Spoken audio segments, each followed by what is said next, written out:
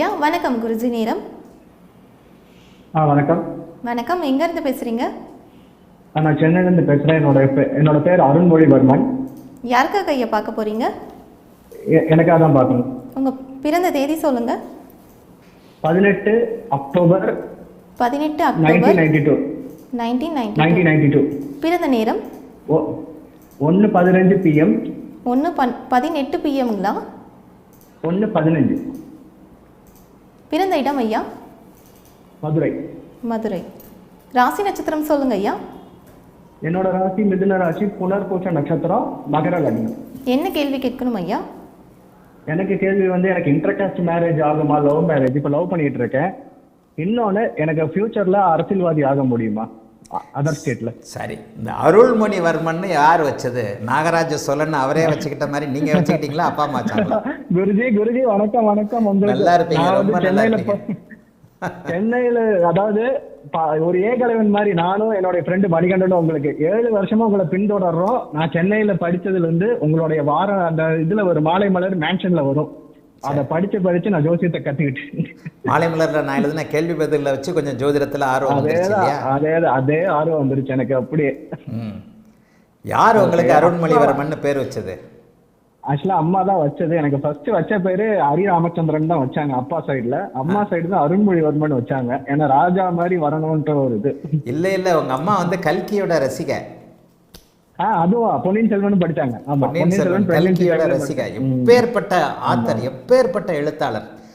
கல்கியில மட்டும் அந்த தொடர்கதை கிட்டத்தட்ட 10 தடவைக்கு மேல மறுபிரசிதம், ரீபப்ளிஷ். படிக்க சலிக்காத நாவல் பொன்னியின் செல்வன். எந்த ஒரு இடத்துலயும் சலிக்காது, திருப்ப படிச்சாலும் சலிக்காது. இப்ப அருண்மொழிவர்மன்னால தான் நான் கேட்டேன், நீங்களா வச்சுக்கிட்டீங்களா உங்க அம்மா அப்பா வச்சாங்களா? உங்க அம்மா கல்கியோட ரசிகை. அம்மா கரெக்டா அதை கண்டுபிடிச்சு கல்வெட்டுல போய், ஏன்னா கல்கி கூட அருள்மொழிவர்மன் தான் எழுதினாரு. அம்மா கரெக்டா போய் அந்த செப்பேடு கல்வெட்டை கண்டுபிடிச்சு அருண்மொழிவர்மன் தான் இவரோட ஒரிஜினல் பேருன்னு சொல்லி அந்த பேரை வச்சாரு. சரி. இந்த அமைப்புல காதல் திருமணம்ன்றது உங்களுக்கே தெரியுமே. உங்களுக்கு அடுத்த ஜாதி பெண்ணு தான். அதான் ஏழை சனி பாக்குறாரா? ஆமா. ராசிக்கு 7ல ராகு இருக்கிறா, ராசிக்கு 7ல செவ்வாய் பார்வை இருக்கா.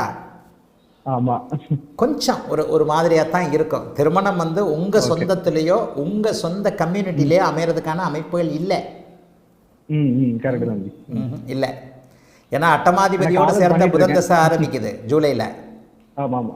அட்டமாதிபதியோட சேர்ந்த புதன் தசை 7ஆம் இடம் கெட்டாலே 33 வயசு தாண்டிடும். தான் 35 வயசு ஆகுது, 34 வயசு ஆச்சு, 33 வயசு. 7ஆம் இடம் கெட்டாலே தாமத திருமணம், ஒரு திருமணத்தில் ஒரு இக்கன்னா, ஒரு பிடிவாதம், அப்பா அம்மாவை ஏதாவது ஹர்ட் பண்ணுறது, இப்படித்தான் நடக்கும்.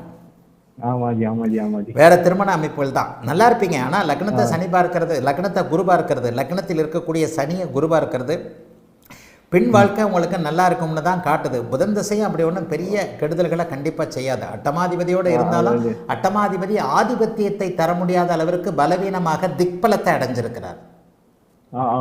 8ஆம் ஆதிபத்தியத்தை செய்ய மாட்டார்.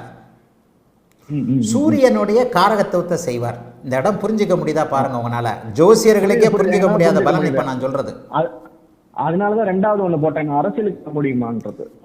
ஆமா, காரகத்தை தருவார், ஆதிபத்தியத்தை தரமாட்டார். அப்படின்னா 8ஆம் வீட்டுடைய கடன், வம்பு, வழக்கு, அசிங்கம், கேவலத்தை தரமாட்டார். ஏன்னா அவர் நீச்சத்தை அடைந்திருக்கிறார். அதனால 8ஆம் இடத்துடைய புதனோடு தான் சேர்ந்திருக்கிறார். சூரிய தசை இப்ப இல்லை. சூரியன் எப்பவுமே உங்களுக்கு சூரிய புக்தி வரும்போது, சூரியனுடைய தசை வரும்போது உங்களுக்கு சூரிய தசை வராது. ஏன்னா கிட்டத்தட்ட 80 வயசு 90 வயசு ஆயிடும். சூரியன் எப்பவுமே உங்களுக்கு ஆதிபத்திய கெடுதல்களை தராமல் காரக நன்மைகளை தரக்கூடிய அமைப்பில் இருக்கிறார். ஆதிபத்தியம் ஸ்தான பலத்தோடு இருக்கும்போது கிடைப்பது, காரகம் திக்பலத்தோடு இருக்கும்போது கிடைப்பது தாங்க ஜோசியத்தில் உள்ள நுணுக்கமான விஷயம். அதுதான் அதனாலதான் நீங்க லீடிங்ல இருக்கீங்க. இப்ப நான் கேரளால இருக்கேன் நானு. சரி. என்னோட அச்சம்மா உங்க வீடியோ நான் ஆரம்பிச்சு விட்டதை எங்க அச்சம்மா பார்த்து இப்ப ஜோசியத்திலே முழுகி ஜோசியம் பார்க்க ஆரம்பிச்சாச்சு அவங்களும். நாங்க 2 பேரும் சேர்ந்து. சரி, இந்த அமைப்புல ஜோதிடமும் உங்களுக்கு வரும். சூரியன் 1 டிகிரியில தான் இருக்கிறாரு. கிட்டத்தட்ட ஓரளவிற்கு நல்லா தான் இருக்கிறாரு. அம்சத்தில் அவர் சுக்கரனுடைய வீட்டில் இருக்கிறதும் அஸ்ட்ராலஜி இது வரும் உங்களுக்கு. அதாவது அதுக்காக சனி பார்த்த சூரியன், சனிக்கும் சூரியனுக்கும் கிட்டத்தட்ட 17 டிகிரி வித்தியாசம், பார்வை வித்தியாசம். சனி பார்த்த சூரியன் மிகப்பெரிய உயர் பதவியெல்லாம் கொடுத்துட மாட்டார். கட்சிகள் சார்ந்த அமைப்பு. இன்னொன்று, அரசியலில் உங்களுக்கு ஆர்வத்தை விட ஏதாவது ஒன்று தேவையில்லாத இந்த தான தர்மம் உதவிகள் செய்கிறது, மாற்றுத்திறனாளிகளுக்கு உதவி செய்கிறது, தான தர்மம் செய்கிறது, என்ஜிஓ வைக்கிறது, சேவை பண்ணுறதுன்னு தான் உங்களுக்கு ஆசை இருக்கும். அதுவும் நான் பண்ணிட்டு இருக்கேன். அதுவும் நான் அந்த மாதிரி அமைப்புகளில் உங்களுக்கு ஒரு இதை கொடுக்கும். அரசியல் அமைப்புகள் உங்களுக்கு நல்லது தான். புதன் தசை ராசிநாதனுடைய தசையாக இருக்கின்ற காரணத்தினால புதன் தசை உங்களுக்கு சனி தசையை விட ஓரளவுக்கு நல்லா தான் இருக்கும். வாழ்த்துக்கள். அரசியல் தொடர்புகள் உங்களுக்கு வரத்தான் செய்யும். 10ல் சூரியன் திக்பலமாக இருந்தாலே அரசியல் தொடர்புகள் வரும். அதுக்காக பெரிய அளவில் நம்ம மந்திரியாகவும் கந்திரியாகன்றதெல்லாம் வேண்டாம். அதற்கான அமைப்புகள்லாம் உங்களுக்கு இல்லை. வியாபார தொடர்புகள், தொழில் தொடர்புகளுக்கு அதை நீங்கள் வச்சுக்கக்கூடிய அமைப்பாக இருக்கும். வாழ்த்துக்கள். நல்லா இருப்பீங்க. அழைத்ததற்கு நன்றி ஐயா.